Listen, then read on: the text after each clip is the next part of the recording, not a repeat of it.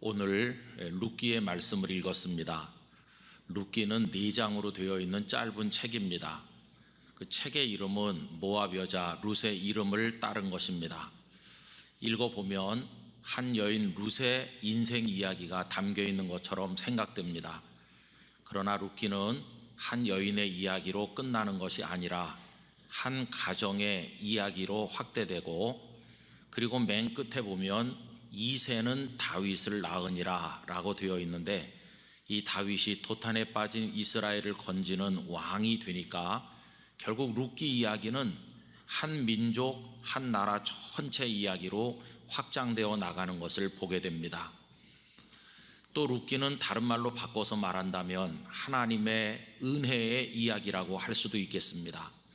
여러분, 모든 은혜의 이야기는 그 출발점이 고통입니다. 은혜 이야기를 다른 말로 바꾸면 하나님께서 우리들을 구원하시는 이야기인데, 우리 사람들이 하나님의 구원이 없으면 안 되는 어려운 처지에 떨어져 있음을 전제하고 있는 게 아니겠습니까? 그래서 고통에서 시작이 돼서 하나님의 은혜로 구원을 받는 이야기, 이게 성경 속에 가득 차 있는 이야기입니다. 룻기도 예외는 아닌 것을 볼 수가 있겠습니다.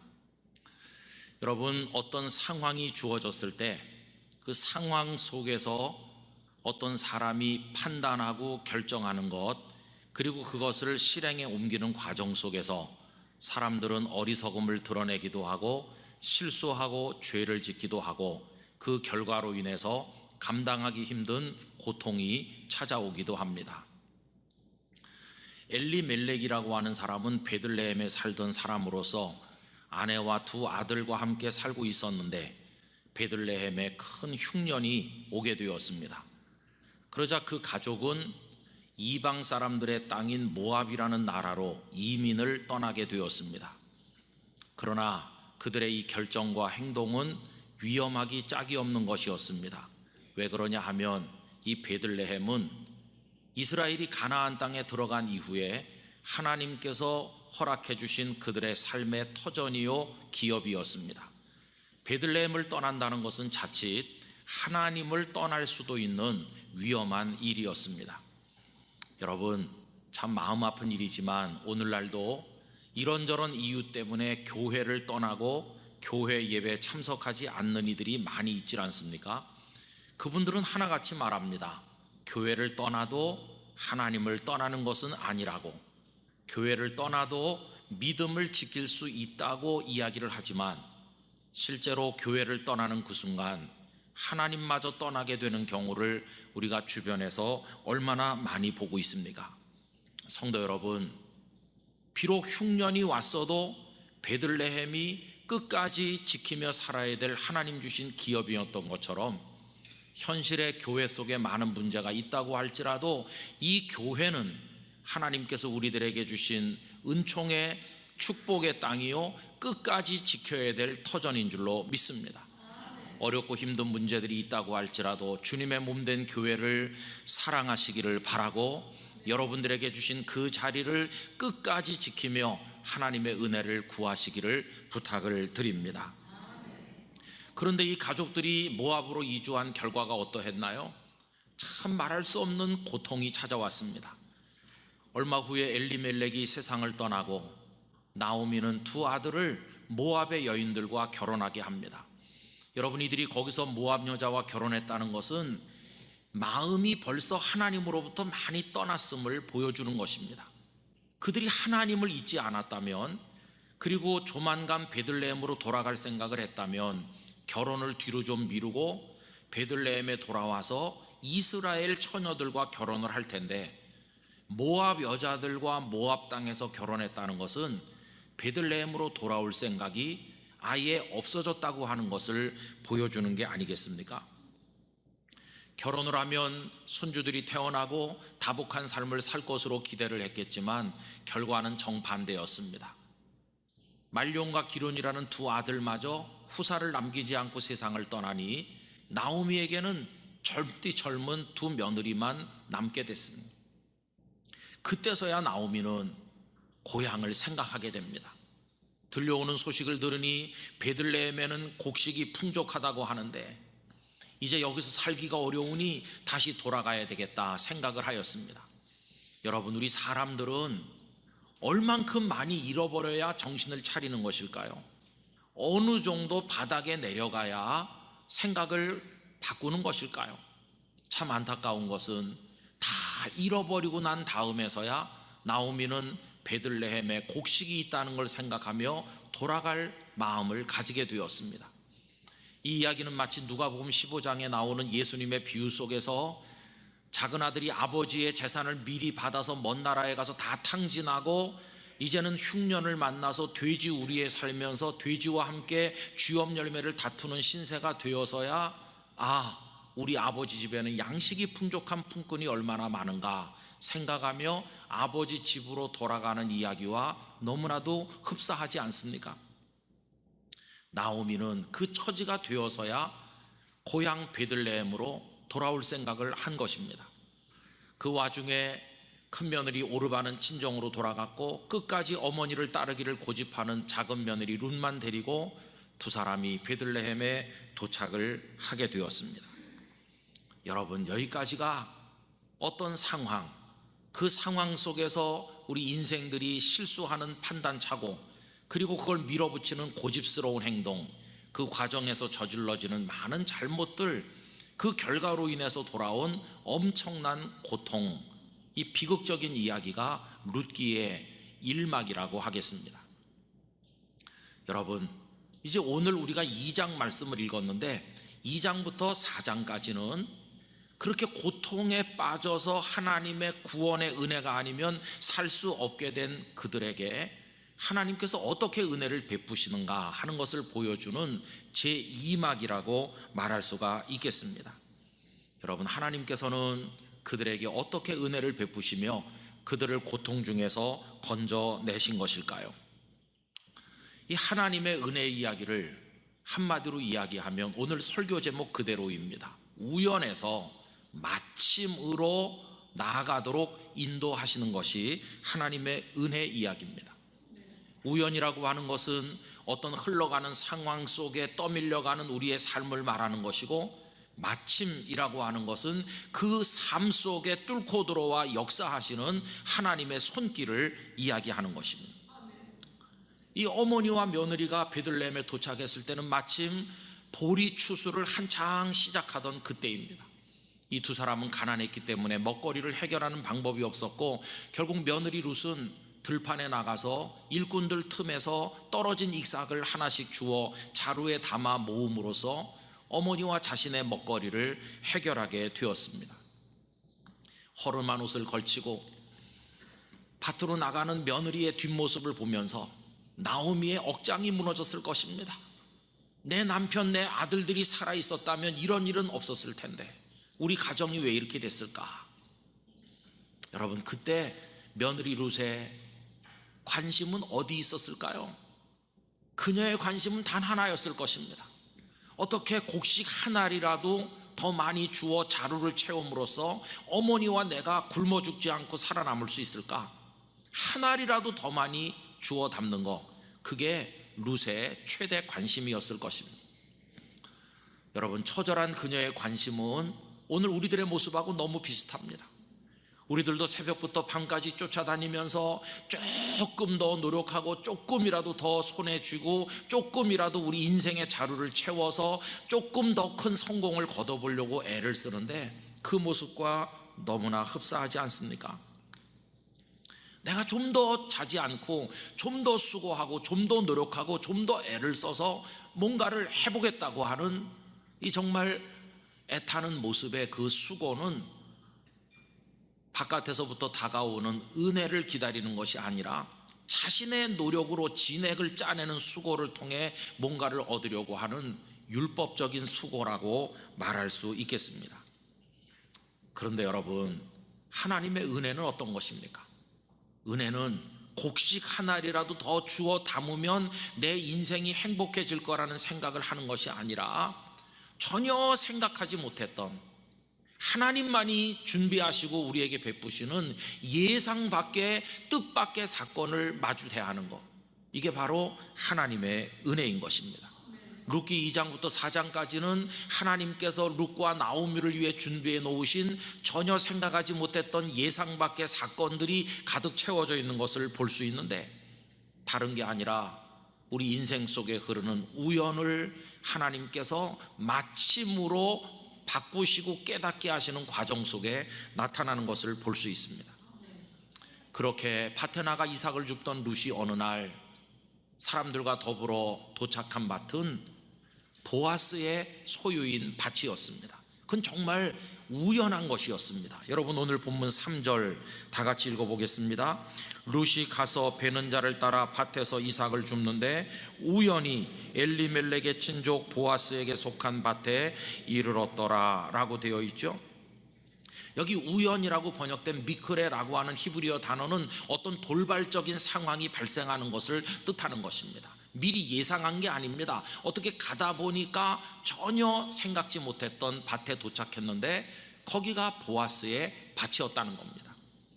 근데 여러분, 이 우연한 룻의 움직임 속에 하나님께서 뚫고 들어오셨는데 그건 마침이라는 사건으로 다가옵니다. 오늘 본문 4절 앞부분에 뭐라고 되어 있나요? 마침 보아스가 베들레헴에서부터 와서 룻이 쪼그리고 이삭을 줍고 있는 그때 보아스가 딱 도착했어요. 이 마침이라고 번역된 힘내라는 단어는 감탄사입니다. 자, 보라, 이런 뜻입니다. 자, 보세요. 바로 이 순간 보아스가 도착했습니다.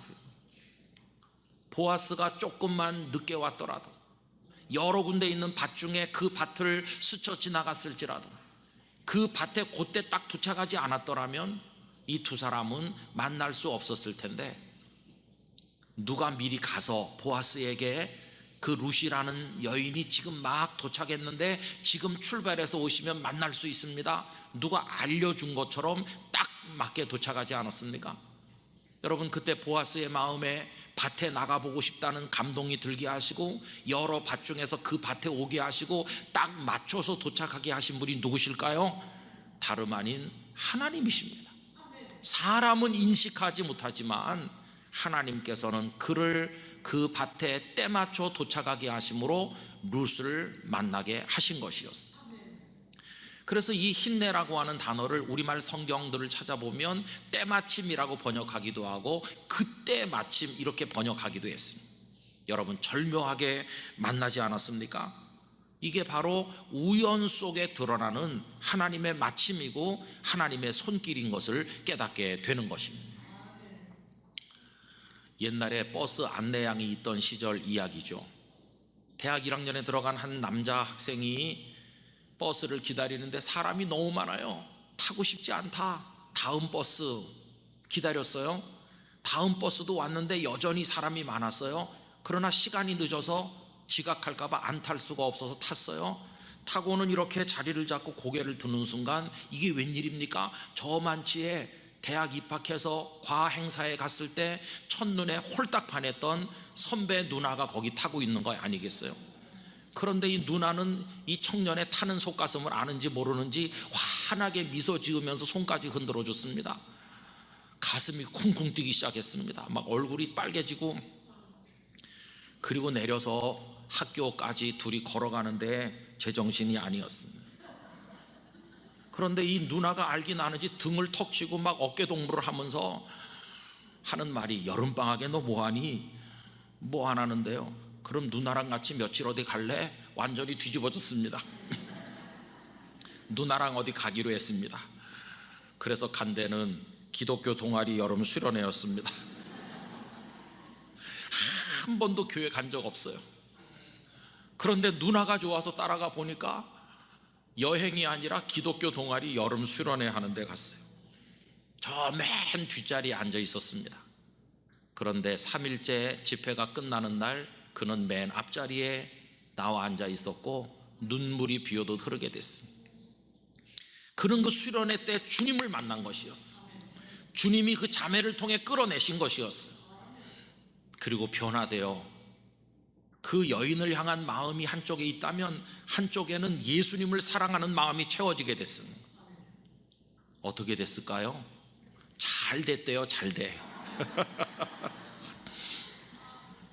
그래서 결혼을 했더래요. 그리고 선교사가 됐다는 거예요. 얼마나 많은 우연 속에 나타난 마침입니까? 그 버스를 그냥 보낸 것도 우연이죠. 처음에 온 버스를 탔으면 못 만났을 텐데, 두 번째 버스를 또 보내지 않고 탄 것도 우연인 것 같죠. 타 보니 그 누나가 거기 타고 있는 건 진짜 우연인 것 같죠.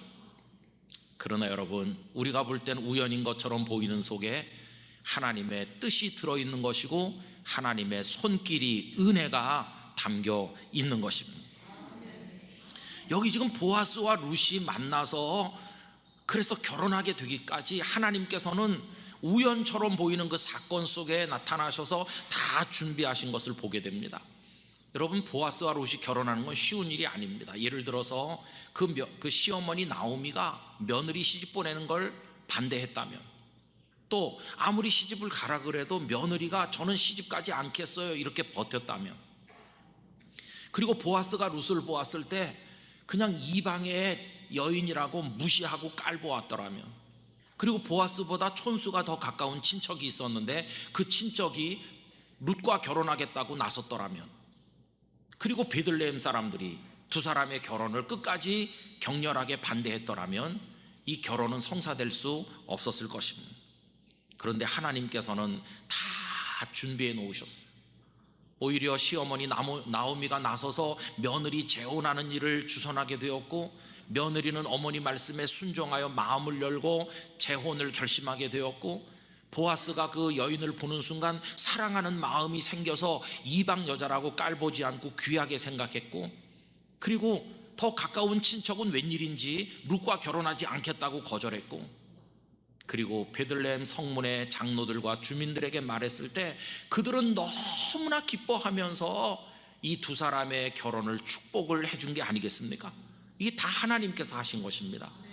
여러분, 그 축복하는 말이 룻기 4장 11절에서 12절에 나옵니다. 그 속에 정말 놀라운 얘기가 들어있어요. 성문에 있는 모든 백성과 장로들이 이르되 우리가 증인이 되나니 여호와께서 네 집에 들어가는 여인으로 이스라엘의 집을 세운 라헬과 레아 두 사람과 같게 하시고 내가 에브라스에서 유력하고 베들레헴에서 유명하게 하시기를 원하며 여호와께서 이 젊은 여자로 말미암아 내게 상속자를 주사, 그 다음 말이 놀라운 얘기입니다. 내 집이 다말이 유다에게 낳아준 베레스의 집과 같게 하시기를 원하노라 하니라. 이렇게 성문에 있는 사람들이 축복을 해주지 않았습니까? 근데 끄트머리에 다말이라는 여인 얘기를 하고 있잖아요. 근데 다말이 누굽니까? 유다의 큰 며느리 다말입니다. 여러분, 그 유다가 3명의 아들이 있었어요. 그래서 큰아들을 결혼시켰는데 그 며느리가 다말이죠. 근데 얼마 안 돼서 큰아들이 죽었습니다. 그래서 그 동생이 형수랑 결혼했어요. 그런데 그 동생도 죽었습니다. 유다가 겁이 났습니다. 이제 아들 하나 남았는데 이 막내마저 죽겠다. 그래서 며느리를 친정으로 보내고 연락도 하지 않았습니다. 시아버지가 연락을 해줘 와야 되는데 아무 연락이 없으니까 이 며느리가 결심을 하고 변장을 하고 시아버지가 양털 깎으러 온다는 걸 알고 성문 입구에 나가 쪼그리고 앉아 있었더니 이 시아버지는 그 며느리를 알아보지 못하고 그 성에 창녀인 줄로 착각을 했습니다. 그리고는 며느리와 시아버지가 하룻밤을 보내게 된 겁니다. 그래서 며느리가 임신을 했습니다. 그래서 베레스와 세라라고 하는 두 아들을 낳았는데 방금 여기 베레스라는 아들 얘기를 하고 있잖아요. 여러분, 어떤 집안의 가문, 그 가문의 족보를 얘기할 때 시아버지가 며느리를 통해 자식을 얻었다는 거, 이거보다 더 부끄러운 얘기가 어디 있어요? 이거는 꼭꼭 숨겨서 알려지지 않게 해야 되는 얘기 아니겠어요? 근데 여기 지금 베들레헴 주민들은 룻을 축복하면서 하는 말이 다말을 거명하면서 다말이 그 유다에게 낳아준 베레스처럼 그 집안처럼 되기를 원한다고 해주는 겁니다.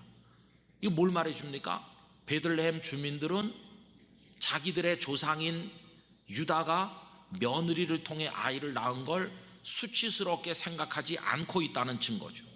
아니, 어떻게 그거를 자랑스러운 얘기처럼 이렇게 할 수 있습니까? 여러분, 이 속에는 하나의 깨달음이 들어있는 겁니다. 이 베들레헴 주민들은 유다의 후손인데 우리 조상 유다가 며느리를 통해 베레스를 낳은 거, 이건 수치스러운 일이기는 하지만 그 속에 사람은 알지 못한 하나님의 뜻이 들어있었고, 그래서 오늘 우리가 존재하고 있다고 하는 그들 나름대로의 고백이 담겨 있는 것이었어요. 그와 마찬가지로 이 알지도 못하는 한 여자 룻이 시어머니를 따라 우리 마을에 와서 보아스랑 결혼하려고 한다고 하는 이것도 이해하기 힘든 일이긴 하지만 그 배후에 하나님의 손길이 있는 거라면 우리는 받아들여야 되는 것이고 축복해야 된다고 하는 생각을 그들이 하고 있는 것입니다. 여러분, 더군다나 이 보아스가 누구의 몸을 통해 태어났습니까?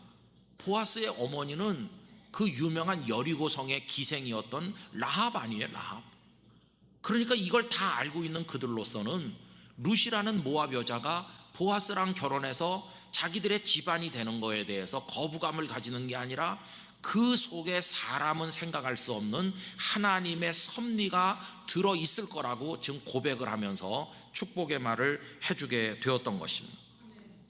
여러분, 이래놓고 보니까 두 사람이 만나 결혼하는데 아무 방해가 없었어요.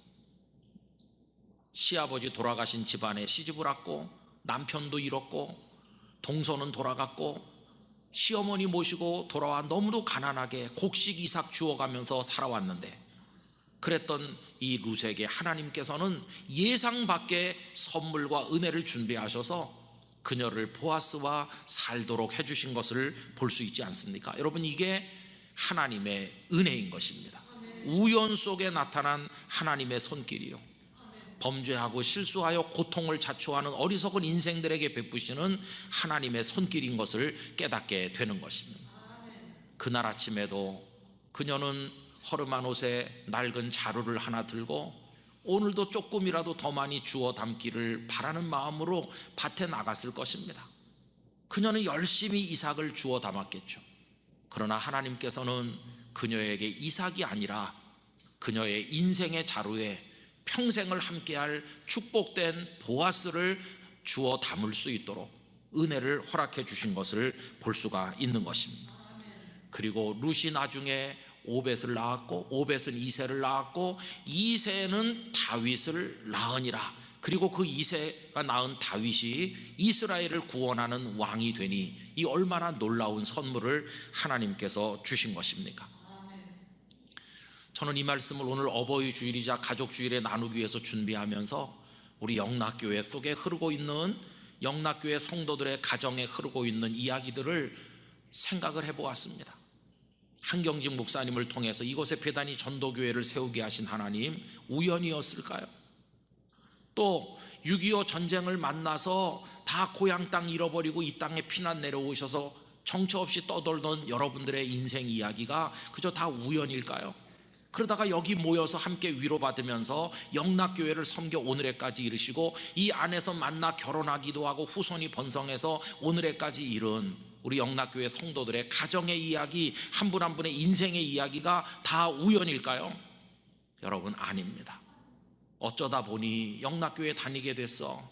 어쩌다 보니 거기서 우리 아들이 처녀 하나를 만나 결혼을 했어. 글쎄, 어떻게 하다가 내가 그런 일을 하게 됐을까? 이게 다 떠밀려 내려가는 우연인 것처럼 보이지만 그 모든 작고 큰 사건 하나하나 속에 우리를 향한 하나님의 섭리, 하나님의 뜻, 하나님의 베푸신 은혜가 있는 줄로 믿습니다. 그래서 오늘 여기 가족주일 2부 예배, 우리가 이 자리에서 가정에서 예배 드리고 있는 오늘 우리의 이 모습은 하나님의 은혜가 빚어 만든 결과인 것을 우리가 하나님 앞에 감사해야만 한다는 것입니다. 우리는 은혜로 여기까지 살아온 것입니다. 결코 우연이 아닌 것입니다. 우리의 인생은 우연과 우연이 만나서 빚어진 것이 아니라 하나님의 뜻 안에서, 하나님의 은혜의 손길 안에서 빚어 만들어져서 오늘 이 자리에 도착하게 된 줄로 믿습니다. 우리 영락교회 이야기 속에 영락교회 성도들 한 분 한 분과 가정의 이야기가 날줄과 씨줄이 이렇게 얽혀서 아름다운 천을 만들어내는 것처럼 얽혀 흘러가고 있는데, 겉으로 보면 다 우연에서 우연으로 흐르는 것 같지만 그 밑에는 마침 그 일을 이루시는 하나님의 정교하고도 놀라운 은혜가 흐르고 있는 줄로 믿습니다. 이제 앞으로도 우린 그 하나님의 은혜 가운데 살아야 되겠습니다.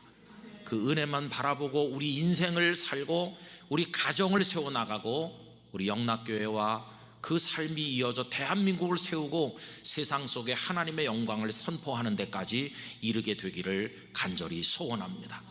여러분, 이걸 위해 늘 기도하시고 하나님의 은혜의 손길에 우리를 맡기게 되기를 바라고, 그래서 우리도 룻 같은 고백을 가지고 하나님을 찬송하며 살아가게 되기를 간절히 기원합니다.